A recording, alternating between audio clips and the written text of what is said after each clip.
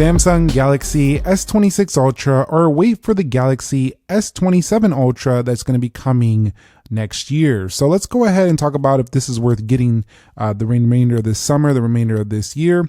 First of all, I just want to state that this to me has been one of the most skippable Ultra lines in a while.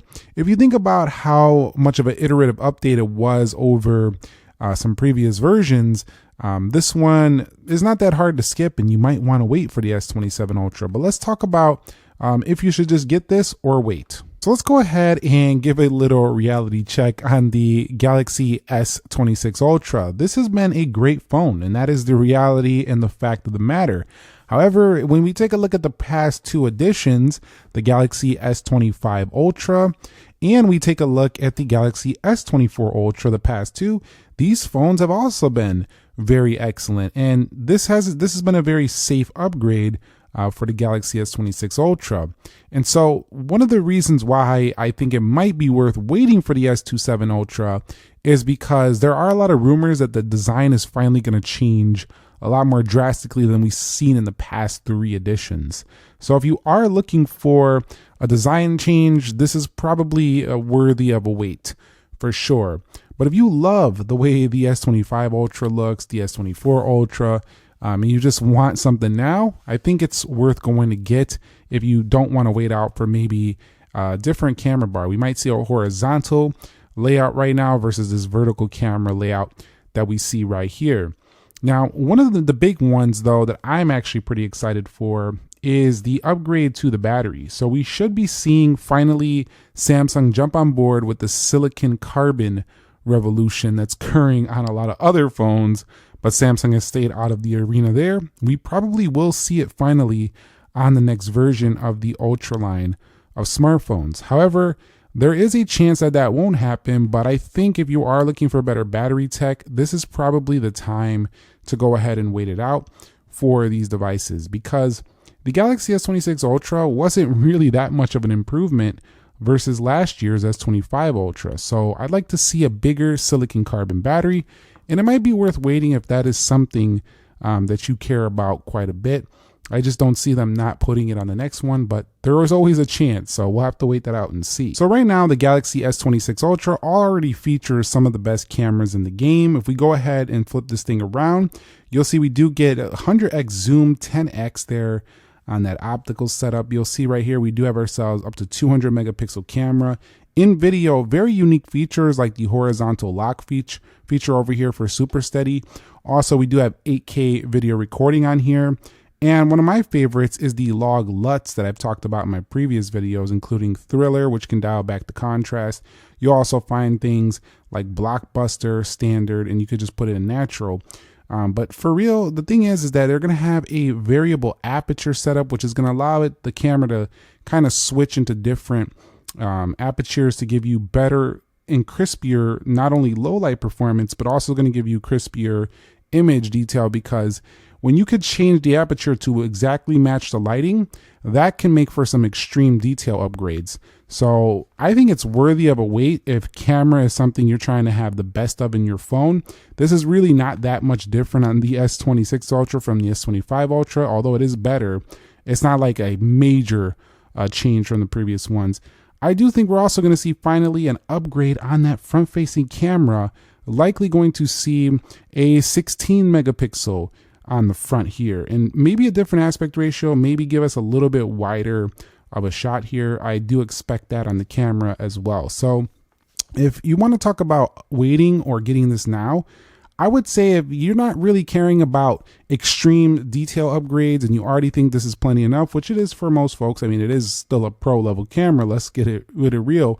But if you're looking for actually getting more detail on your selfies, videos, and photos, and getting extreme detail in low light, I think it's worth a wait, because they're gonna change the design of the camera, and you know that's gonna mean they're gonna be upgrading the camera quite a bit as well, which is gonna probably be a huge selling point for the next model. Now, one of the areas that Samsung actually did improve on this model right here was the charging speed. This was up to 60 watts provided with the right charger. However, if you're looking for a little bit faster, up to maybe 65 watts or so, maybe higher than that, we'll have to see. I do think it's worth a wait. But this is not going to be like a substantial change in charging speeds. I think it's going to still be a bump over this one. But yeah, if you need faster charging speeds, you probably don't have to wait. But if you just got to have the fastest, of course, well, then you might have to wait because it's going to be a little bit quicker. However, I will state that this is substantially faster charging than some older Ultra line phones like the S23 Ultra, S24 Ultra. So you don't really got to wait if you want like a very convenient option right now. The Ultra provides that already. One of the things I didn't like that was changed, and I talked about this on my previous Ultra update videos, was the smaller punch hole camera. But there is rumors that we might see a new facial recognition technology in the S27 Ultra.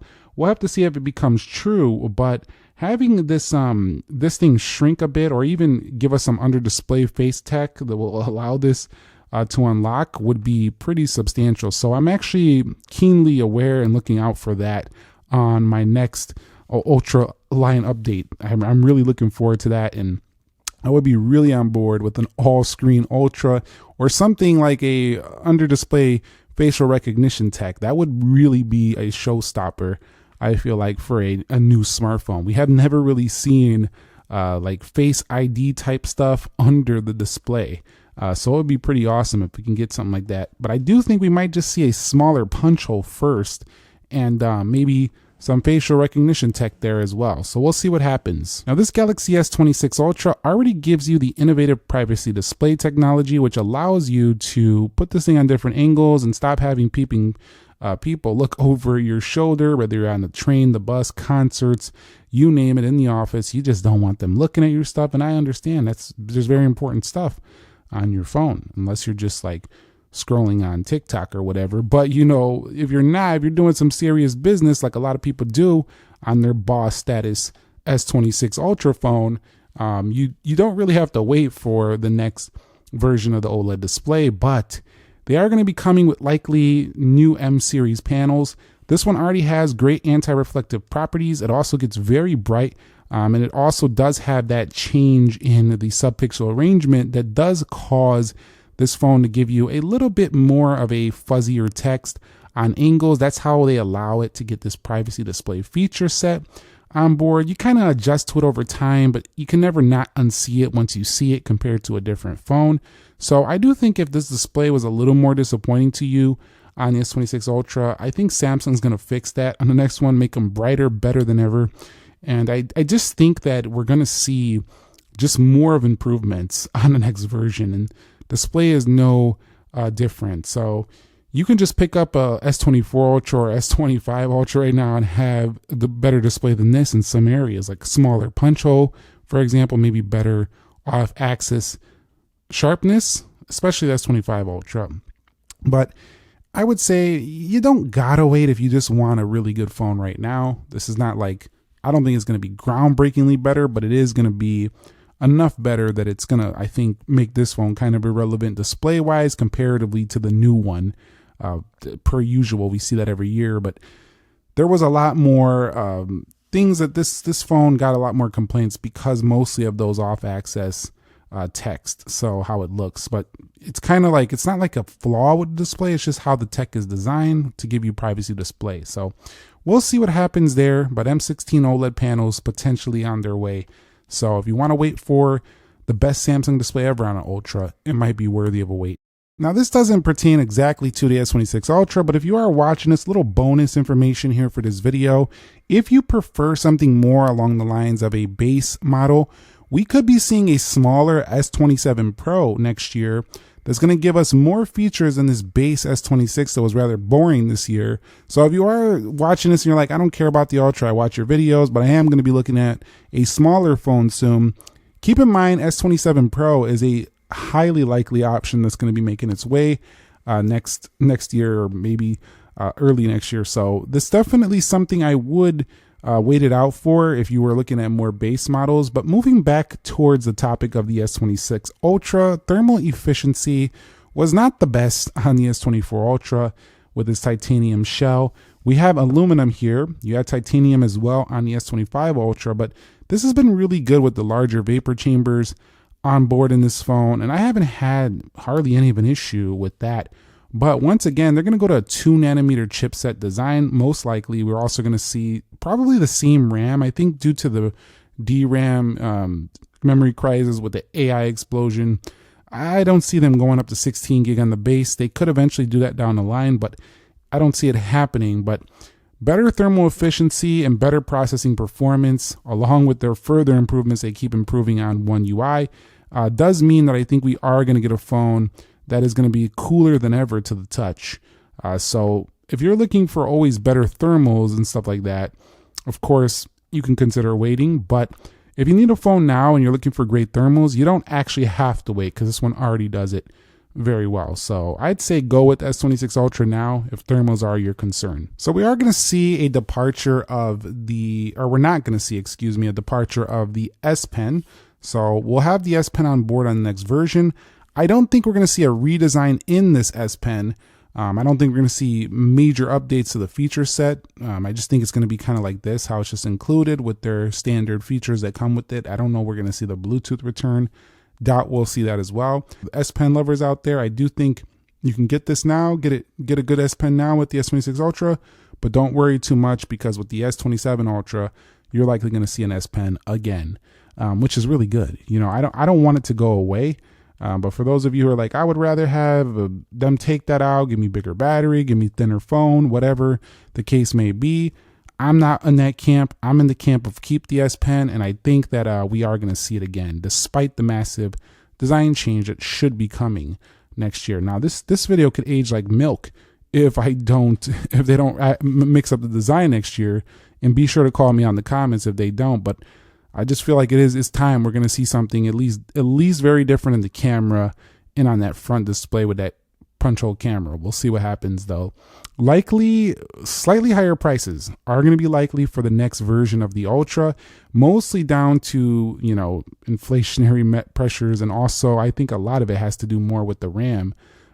So I do think we're going to see a $50 price increase, maybe like $13.99, you know, maybe a little bit more. We'll see what happens, but it's not going to be no foldable level price. Of course, never for a slab phone is going to be as much as a dual screen phone right there. So I will say buy now or wait.